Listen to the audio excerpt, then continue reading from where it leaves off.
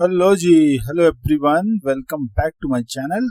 और ये आ गए हम जुलाई मंथ का रिव्यू करने परफॉर्मेंस अपना। Okay, so let's get started quickly. सबसे पहले हम फंड्स का चेक करेंगे कि अभी हमारा फंड का क्या पोजीशन है। उसके बाद हम चेक करेंगे कि हमारे पास कितने स्क्रिप्ट्स हैं, ओवरऑल डैशबोर्ड का समरी क्या बोलता है, और फिर हम इंडिविजुअल ट्रेड्स में जाएंगे एंड देन चेक करेंगे कि हमने कितना कमाया या लॉस किया। What is the overall status. Okay, so सबसे पहला शीट है हमारा, आ गया ये फंड का। सो फंड्स में अगर आप देखेंगे इधर, तो हमने पूरे जुलाई में एक तो हमको ये 7.25 लाख वापस आ गया था क्वार्टरली सेटलमेंट का जीरोधा से, तो ये हमने इमीडिएटली सेटल कर दिया with in next 2 to 3 days. तो ये आया और गया, सो जीरो हो गया डिस्प्लेसमेंट। अभी उसके बाद हमने एडिशनली 13 लाख इसमें डाला है जीरोधा में। क्यों डाला है जीरोधा में 13 लाख? क्योंकि अगर आपको याद होगा, हमारा एम डॉट स्टॉक में 25 चल रहा था और जीरोधा में 75, बट मैंने ये डिसाइड किया था कि हम पूरा जीरोधा में 1 CR कर देंगे और फिर केवल जीरोधा के ट्रेड्स को ही हम मेंटेन करेंगे। एम स्टॉक को मैं कुछ और स्ट्रेटजीज के लिए यूज करूंगा। तो अभी मैंने जीरोधा में एडिशनल 13 डाल दिया, 25 में से 12 और इसमें डालना बाकी है। लेकिन सिंस कुछ दुकानें हमारी, 1-2 दुकानें एम स्टॉक्स में भी पड़ी हुई हैं, इसलिए एम स्टॉक के भी मैं ट्रेड कुछ टाइम तक शो करता रहूंगा, जब तक कि जीरोधा में उसका एक अलग से 1 CR नहीं हो जाता। इसी रीजन से आपको इसमें टोटल अभी फंड का साइज दिख रहा है 1.13 CR। ओके, एक बार इसमें 12 लाख और हो जाएगा, 1.25 करोड़ पूरा टोटल हो जाएगा। Then I will simply remove M stocks की entry from here and then that will leave us with only Zerodha account balance which should be 1 CR।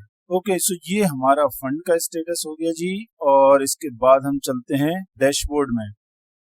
Dashboard में हमारे पास 16 से 17 स्क्रिप्ट्स थे। 16 से 17 दुकानों पे हम बिजनेस कर रहे थे। जुलाई में 2-3 दुकानें निपट चुकी हैं हमारी, सो हमारे पास अभी 13 या 14 दुकानें करीब बची हुई हैं। और कौन कौन सी दुकानें हैं, उसके लिए आप कॉलम जे को रेफर कर सकते हो, जो होल्डिंग्स वाला है, जिसमें कुछ नंबर्स पड़े हुए हैं, मतलब वो हमारे पास दुकानें पड़ी हुई हैं। वो दुकानें एक से कम भी हो सकती है, एक से ज्यादा भी हो सकती है, और एग्जैक्ट एक भी हो सकती है। Just to give you an example, Nifty 20 में हमारे पास 4300 यूनिट्स की एक दुकान होती है, लेकिन हमारे पास 7000 प्लस पड़े हुए हैं निफ्टी 20। और इसमें मैं खूब सारा इंश्योरेंस लेके चल रहा हूँ, इसलिए आप देखेंगे कॉलम एच में 1.5 लाख रुपए हमारा केवल इंश्योरेंस का दे रखा है, हमने पे कर रखा है। और 3 या 4 लॉट का हमने इंश्योरेंस ले रखा है, 18,000, 19,000 और 20,000, तीनों लेवल की पुट ले रखी है for every year. So total हमारे पास 3 या 4 पुट बाई करके रखी हुई है। अगर कुछ भी पंगा होता है मार्केट में, बाई एनी चांस, क्योंकि बहुत ऊपर टिका के रखा हुआ है मार्केट पब्लिक ने, और ऊपर जाए बहुत बढ़िया है, नीचे जाए तो ये इंश्योरेंस से हम पैसे वसूल करेंगे इमीडिएटली, और जो भी प्रॉफिट आएगा इंश्योरेंस से वो पूरा मैं डाल देने वाला हूँ निफ्टी 20 में। इसलिए ये हमने इसमें 1.5 लाख का लॉस ले रखा है एडवांस में। हालांकि ये हमने बुक नहीं किया है 1.5 लाख का लॉस, क्योंकि पी जस्ट खरीदे हैं, पेमेंट गया हमारी जेब से, और इसमें एंट्री आ गई माइनस में।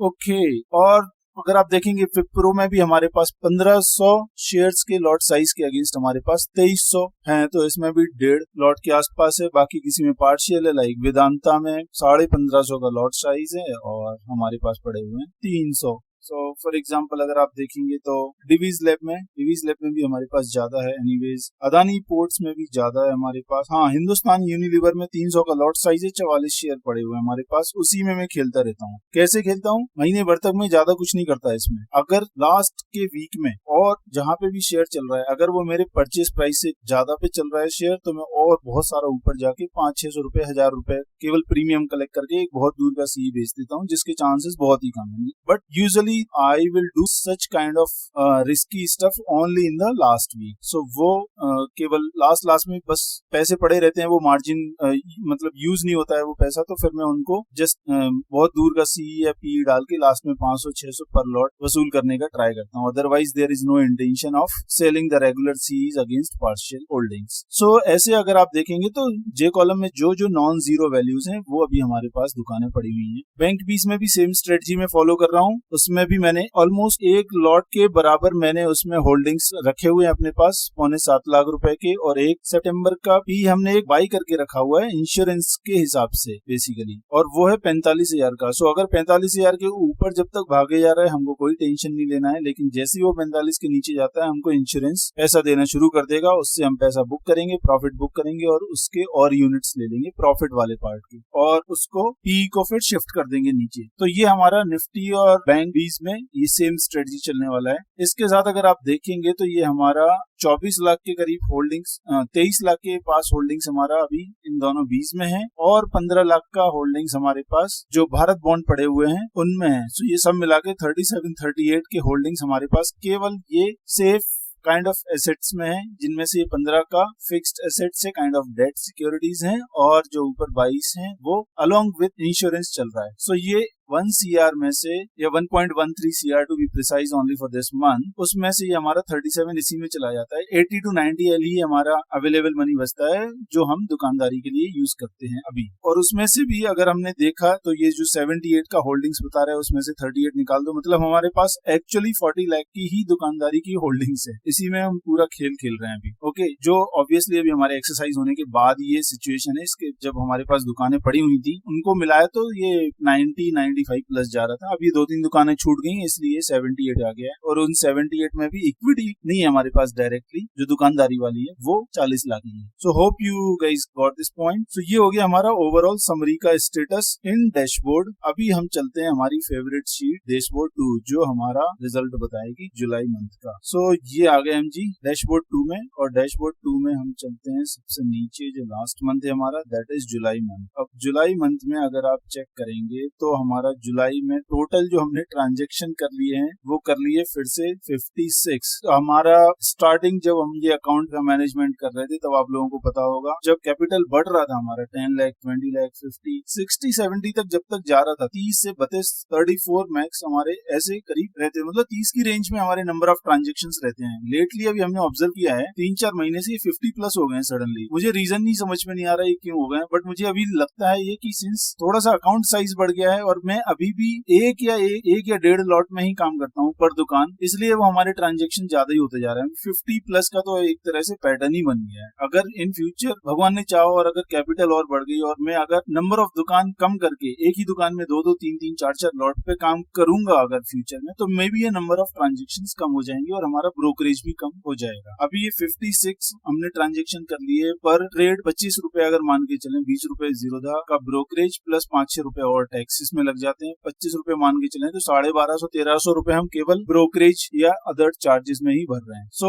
वैसा ही जुलाई में भी कंटिन्यू हुआ, but can't help it really. और ये 56 हमने जो ट्रेड करे हैं इसमें अगर आप एक्सरसाइज देखेंगे तो 1 BPCL का एक्सरसाइज हो गया, हिंडाल्को चला गया 2, निफ्टी में थोड़े से हमने यूनिट निकाले थे, बाद में स्ट्रेटजी चेंज कर ली थी, so that will not consider. Then ONGC का एक्सरसाइज कर दिया पूरा लॉट, और विप्रो में तो बायबैक आया था उसका है entry, so that also will not consider. And then we have left Reliance का शॉप आल्सो। सो 4 हमारे एक्सरसाइज हो गए, जो 4 दुकानें सीधी की सीधी हमारी निकल चुकी हैं। सो आपको भी पता होगा जब एक्सरसाइज होता है तो हमारे पास पैसा ज्यादा बनता है और टैक्स भी कम जाता है, क्योंकि उसमें शॉर्ट टर्म कैपिटल गेन्स लगता है। सो उसमें 15% ही हमको केवल टैक्स भरना पड़ता है, अगेंस्ट जो FNO हमारी बिजनेस इनकम होती है, डिविडेंड होती है, वो भी हमारा 30% या उससे ज्यादा का स्लैब लगता है। सो उससे बेटर होता है शॉर्ट टर्म कैपिटल गेन्स पे जो टैक्स लगता है, और वही हुआ है इस मंथ हमारा। सो हम उसके रिजल्ट्स भी देखेंगे, तो पहले टोटल देख लेते हैं जी। तो टोटल हमारा हो गया 1,67,000 इस मंथ में, जो 1 CR की कैपिटल पे अराउंड 1.5% है, विच इज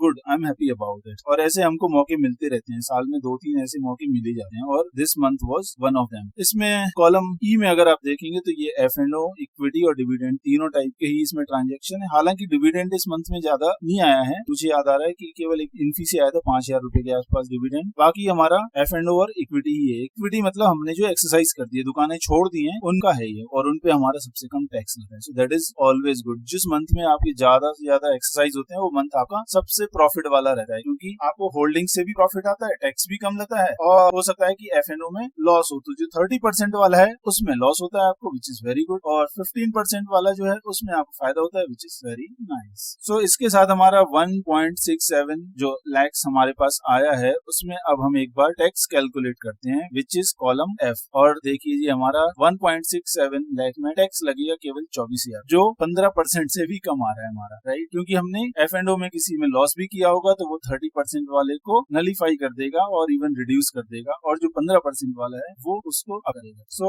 1.5 लाख में 24-25 हजार रुपए टैक्स जा रहा है, which is fantastic. At least salary में ये सब लग्जरी नहीं होती है हमारे पास। सो ये हो गया हमारा ओवरऑल समरी। लेकिन अब हम देखते हैं इंडिविजुअल ट्रेड्स को क्विकली। सो इंडिविजुअल ट्रेड्स में अगर हम स्टार्ट करेंगे तो हमने सबसे पहले एंट्री रखी हुई है अदानी एंटरप्राइज की। इसमें हमने कुछ भी ट्रेड नहीं किया था, आई मीन कोई दुकानदारी नहीं करी थी in terms of C selling, कोई हमारे पास होल्डिंग्स भी नहीं थी। लास्ट में हमने 1600 रुपए का एक पी बेच दिया था और उसमें से 1380 रुपए जेब में डाले, जिसमें से 1/3 हमारा जाता है टैक्स, 400 रुपए टैक्स चला गया। फिर आता है हमारा अदानी बोर्ड, इसमें हमारे पास पूरा लॉट पड़ा हुआ है, पूरे लॉट के अगेंस्ट हमने सी बेचे, ऊपर का सी बेचा 830, लेकिन 830 जब नहीं जा रहा था, वो बहुत दम मारी उसने, 750 क्रॉस नहीं कर पा रहा था, तब मैंने एक दिन जाके 880 का बहुत ऊपर सी एक और सेल कर दिया। तो ऐसे हमने 2 सी सेल करके रखे हुए थे इसमें, क्योंकि वो 750 के ऊपर ही नहीं जा रहा था। बस ये सोच रखा था मैंने, जैसे ही वो 800 टच करेगा मैं 880 वाला एक निकाल दूंगा, क्योंकि मेरा 800 रुपए का खरीद है इसमें। और फिर क्या हुआ कि वो ऊपर तब भी नहीं जाना शुरू किया, उसने एक दिन टूट गया, वो 750 के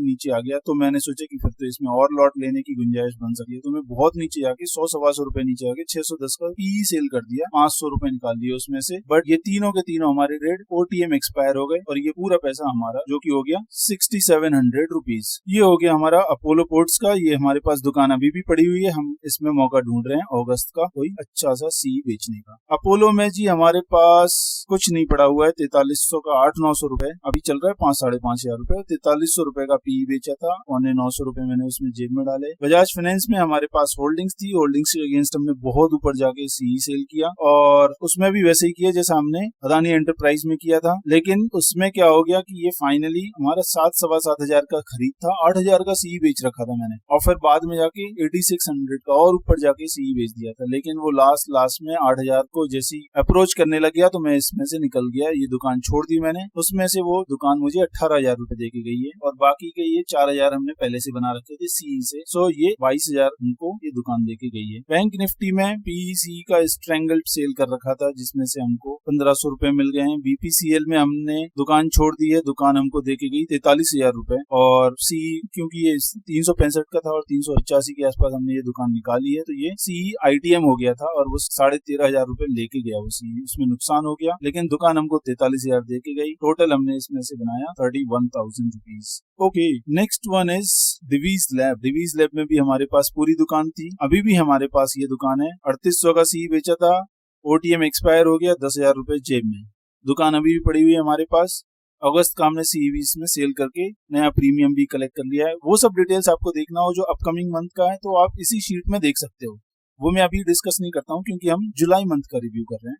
but if you guys are interested you just access this dashboard जो मैंने शेयर कर देता हूँ मैं, आप इसकी रिक्वेस्ट भेज सकते हो मुझे if you don't have the access. So इन सारे ट्रेड्स को आप फॉलो कर सकते हो। Okay, but anyways please remember these are not the recommendations. ये मैं मेरा अपना खुद का लॉग मेंटेन करता हूँ और ये जस्ट आपसे शेयर करता हूँ और मैं कुछ भी इसमें से रिकमेंडेशंस नहीं देता हूँ। सो इसलिए as a standard disclaimer please consult with your financial advisor, और ना ही मैं सेबी रजिस्टर्ड एनालिस्ट या फिर एडवाइजर हूँ। ये सब का अथॉरिटी मेरे पास नहीं है। I am just sharing my log so that you guys can study from this because this is only for education and entertainment purpose. Okay, अब आते हैं नेक्स्ट पे which is Eicher motor. Eicher motor में वो जो न्यूज आई थी, कोई बाइक निकाल रहा है अपनी, कोई बजाज के साथ मिलकर निकाल रहा है, कोई टीवीएस के साथ मिलकर निकाल रहा है, कोई हीरो के साथ मिलकर निकाल रहा है, ट्रायम्फ और बीएमडब्ल्यू फलाना ढिमका। ये जैसे न्यूज आई एक दिन में जो भी प्लान था जो भी था, लेकिन आइशर की लग गई उस दिन और आइशर गिरा 10%, अगले दिन गिरा 2-4% और मैंने उसी टाइम लपका इसको 3380 पे मैंने इसको ले लिया था और 3400 का सी इमीडिएट बेच दिया था। 18,500 रुपए जेब में डाले थे और फिर जैसे ही वो नीचे भागता गया मैं और ऊपर के थोड़े सी बेचता गया। सारे ओटीएम एक्सपायर हो गए हमारे। सी दुकान हमारे पास अभी भी पड़ी है, नीचे जाके ये 3100-3200 जाके वापस से ऊपर आ गया है, हमारे खरीद के आसपास ही चल रहा है, लेकिन ये 21,000 रुपए हमको फायदा देके भी चला गया है। दुकान अभी भी हमारे पास है, अगस्त का हमने फिर से प्रीमियम कलेक्ट कर लिया है, देखते हैं इसका क्या आगे जाता है। क्योंकि एक ही चीज मुझे क्लियर थी भाई, बुलेट का कोई तोड़ नहीं है। बाहर के कॉम्पिटिटर्स आएंगे वो कम कर देंगे इनकी सेल, लेकिन उतना सिग्निफिकेंट इम्पैक्ट इतना जल्दी नहीं होगा। अगर होगा भी तो सच में उनके प्रोडक्ट्स में दम होगी भी, तो ये एक दिन में आगे जीरो नहीं करने वाले इसको। इसलिए इस थॉट प्रोसेस से मैंने इसको ले लिया और ये हमारा टॉप 50 का प्लेयर है भाई। ऐसा भी नहीं है कि ये कोई छोटी मोटी कंपनी है जो एक दिन में 20% का मूवमेंट देती है। एकदम स्टेबल हाथी है हमारा ये, सो इतना टेंशन इसमें लेने की जरूरत नहीं है। इसलिए मैंने इसका लॉट उसी दिन ले लिया था जैसे ही पब्लिक ने इसको शेयर को मारना शुरू किया था। Okay, next one is HCL tech. हमारे पास कोई शेयर नहीं है, लेकिन तमन्ना थी इसकी भी दुकानदारी करें, इसलिए पी सेल करके रख दिया था। अनफॉर्चुनेटली उतने नीचे आया नहीं, 800 रुपए हमारा। Okay, next one is Hero MotoCorp. इसमें भी सेम कहानी, पी बेच दिया था, 1100 रुपए निकाल के रख लिए। हिंडाल को हमारी दुकान चली गई, 42,000 रुपए दे के गई, उसका सी 27,000 रुपए वापस लेके चला गया। सो ये हमको ओवरऑल 15,000 का प्रॉफिट दे के गई है। हिंदुस्तान यूनिलीवर में मैंने जैसे बोला था, पार्शियल होल्डिंग हमारे पास, बहुत दूर जाके पी, बहुत दूर जाके सी सेल किया और टोटल इसमें से 3,000 रुपए निकाला। इन्फी में हमारे पास होल्डिंग्स पड़ी हुई, पूरा लॉट नहीं, 400 का आई थिंक लॉट है और 300 हमारे पास शेयर्स पड़े हुए हैं। तो इनमें बहुत ऊपर ऊपर जाके, दूर दूर जाके खेलता रहा मैं इसमें। एक गलती हो गई थी इसमें कि एक पी सेल हो गया था 1400 रुपए का, क्योंकि बहुत ऊपर भागने लग गया था। तो ऑपरेटर के ट्रैप में मैं भी फंस गया। मैंने 1400 का पी सेल कर दिया कि चलो अब तो ये बहुत ऊपर निकल गया, 1500 के आसपास पहुंच गया, लेकिन वो ट्रैप में फंसा। 1-2 दिन के अंदर ही उसको वापस से ऑपरेटर 1300 की रेंज में लेके आ गया और ये 16,000 का नुकसान देके गया ये पी मुझे। मैंने इसके अगेंस्ट थोड़े से शेयर खरीदे हैं, क्योंकि 300 मेरे पास ऑलरेडी पड़े थे। थोड़े थोड़े मैंने इतने कम रेट में खरीद लिए और नुकसान बुक कर लिया। ओवरऑल सिंस ये सी और पी और दूसरे ही बेच रखे थे और डिविडेंड भी आ गया था, तो ये 16,000 का पूरा लॉस नहीं हुआ। 8,000 उसमें से इन लोगों ने कवर अप कर दिया, तो 8,000 ओवरऑल लॉस मिल गया। सो 2 गलतियां हुई थी मेरे से, एक इन्फी में, एक और अभी आगे आएगा, यूपीएल है वो। Okay, next one is ITC. Same strangle बेचा दूर दूर और इसमें 1,000 रुपए का प्रॉफिट निकाला। नेस्ले इंडिया के हमारे पास 6-7 शेयर चले आ रहे थे, आई थिंक 6 शेयर्स थे और काफी ऊपर आ गया था, तो इसको मैंने एग्जिट कर दिया। एक सी भी बेचा था 750 रुपए का। टोटली हमको 11,000 रुपए देके ये दुकान भी निकल गई है। निफ्टी में थोड़े से यूनिट्स मैंने बेच दिए थे, निफ्टी 20, लेकिन बाद में सोचा कि क्यों बेचना है इनको, तो मैंने फिर इसमें एक और पी खरीदा दिसंबर का 19,000 का, और उसके बाद पी खरीद के और खूब सारे इसमें पूरा एक लॉट का यूनिट बना लिया था, और फिर बहुत नीचे नीचे जाके पी सेल करता रहा था वीकली और ये सब। तो ये सब ही नाटक चल रहा था इसमें। निफ्टी 20 में कोई प्रॉपर कवर्ड कॉल जैसा नहीं था, लेकिन इसमें ओवरऑल हमारा इंश्योरेंस खरीदने के बाद भी केवल 72 रुपए का लॉस होता है हमारा, क्योंकि हमने बाकी के सब पी सेल करके या एक्सरसाइज करके उतना प्रॉफिट निकाल लिया था। सो 9,000 रुपए का जो हमने इंश्योरेंस खरीदा है 19,000 का इस साल दिसंबर का ईयर एंड का, तो वो हमारा फ्री में एक तरह से आ गया है। अब अगर 19,000 के नीचे जाता है तो वो हमारा प्रॉफिट होगा, और वो जो प्रॉफिट होगा उतने के मैं और यूनिट निकाल दूंगा और पी को शिफ्ट करते जाऊंगा नीचे। That is the plan. Okay, वापस से अपने कवर्ड कॉल की कैंडिडेट्स पे आते हैं। Next one is ONGC. ये भी यार दुकान चली गई है, इस महीने बहुत दुकानें गई हैं, अभी नई ढूंढनी पड़ेंगी, अपॉर्चुनिटीज भी कम है। एनीवेज, ओएनजीसी जा चुका है हमारा 24,000 का ओवरऑल प्रॉफिट देके। आईटीएम हो गया था, ये भी छोड़नी पड़ी दुकान, तो 5,000 का सी लॉस दिया और 29,000 का हमको एक्सरसाइज से फायदा हुआ, टोटल 24,000 मिला। रिलायंस की भी दुकान चली गई है हमारी। रिलायंस हमको पूरा 22,000 का प्रॉफिट देके गया है। अब हमारे पास रिलायंस भी नहीं है, तो हमको वो जियो फाइनेंशियल के शेयर्स भी नहीं मिलेंगे, बट इट्स ओके। अंबानी जी हमको फिर से मौका देंगे कभी, होपफुली। ये आ गया जी यूपीएल, दूसरा मिस्टेक। इसमें मैंने बहुत ही एग्रेसिव सी सेल किया था, तो वो शेयर ऊपर भाग गया, वो आईटीएम हो गया, तो मैंने एग्रेसिव पी सेल कर दिया। इसमें ना प्रॉपर कवर्ड कॉल किया ही नहीं है मैंने, और जब भी मैं कवर्ड कॉल का रूल तोड़ता हूँ अपने अकाउंट में, आई हैव ऑब्जर्व दैट कि उस मंथ में उस पर्टिकुलर दुकान में लॉस हो ही जाता है। बट एनीवेज ठीक है, हो जाती है 4-6 महीने में एक आध बारी गलती। इस महीने तो 2 बारी गलती हो गई। सो एनीवेज मैंने उसमें मैनेज करने का ट्राई किया और फाइनली 14,000 का लॉस में इससे पिंड छूटा मेरा। अभी मेरे पास थोड़ी सी होल्डिंग्स है और मैं होल्डिंग्स को बढ़ा रहा हूँ धीरे धीरे, क्योंकि काफी नीचे आ गया है शेयर, ये 625 के आसपास। प्लान यही है कि इसमें थोड़ी थोड़ी होल्डिंग बढ़ा के फिर अच्छे से सी बेचेंगे, अपना जो रेगुलर इनकम वाला फंडा है वही फॉलो करेंगे। तो ये जो ट्राई करा था वो ट्राई बेकार हो गया। ओके, सो इसमें लॉस हो गया 14,000 का। वीडीएल आते हैं, वेदांता जी। वेदांता तो ऑल टाइम फेवरेट ही है मेरा, ये हमेशा प्रॉफिट ही देता है जब तक रूल फॉलो करता हूँ तब तक। सो 5300 का ये प्रॉफिट देके गया। इसमें अगेन सीपी सेल करे बहुत दूर दूर के, कोई एग्रेशन नहीं है इसमें, कुछ भी नहीं है। और जैसे ही इसमें बहुत नीचे आ भी जाएगा, अगर सपोज 240 का मैंने पी सेल किया था, आ भी जाता तो टेंशन नहीं था कुछ भी, सीधा खरीद लेना था दुकान। अब भाई 30-30%, 25-25% ईयरली डिविडेंड दे रहा है, मजाक है। मैं 3-4 साल होल्ड कर लूंगा इसको, मेरा पूरा शेयर फ्री हो जाना है। सो बाकी देखते हैं, खैर अब कब तक चलता है ये फंडा पता नहीं। और न्यूज तो आती रहती है वेदांता के लिए कि पता नहीं क्या ही चल रहा है उसका। वो फॉक्सकॉन के साथ सेमीकंडक्टर का जो प्लान था वो भी ठप हो गया है, क्या अंदर चल रहा है समझ में नहीं आ रहा है। लेकिन प्लान यही है कि शेयर को लेते जाओ, डिविडेंड से पैसे निकालते जाओ और ऊपर से सी भी सेल करते जाओ। 2-3 साल भी ये कंपनी टिक गई अगर अच्छे से, तो हमारा पैसा वसूल हो जाएगा, फिर उसके बाद जो होना है हो जाए। ओके, बाकी फिर अगर कुछ नहीं हुआ, कंपनी को चलती रही, तो फिर चांदी चांदी है। ओके जी, विप्रो पे आ जाते हैं। सो विप्रो में जो एक्सरसाइज दिख रहा है एक्चुअली वो दुकान नहीं गई है, वो बायबैक आया था। तो बायबैक के लिए हमको कुछ शेयर छोड़ने ही पड़े थे, तो शेयर छोड़ दिए और फिर मैंने मार्केट से सस्ते में खरीद लिए थे। सो ऐसा फंडा था और मेरी शेयर की खरीद बहुत ऊंचे थी और उन लोगों ने शेयर कम में खरीदे थे, इसलिए मैंने ये छोड़ के और 50-60 रुपए कम में मार्केट से खरीद लिए थे, ओपन मार्केट से। इसलिए वो एंट्री दिख रही है उतनी, 20-25 शेयर की एंट्री हुआ थी। और बाकी हमने इसमें सी बेच रखे हुए, हमारे पास 1.5 लॉट से भी इसमें ज्यादा है। टोटल हमको इस मंथ में विप्रो की दुकान से 9,000 रुपए मिलता है। सो ऐसे ही हमारा 1,67,000 का प्रॉफिट हुआ है।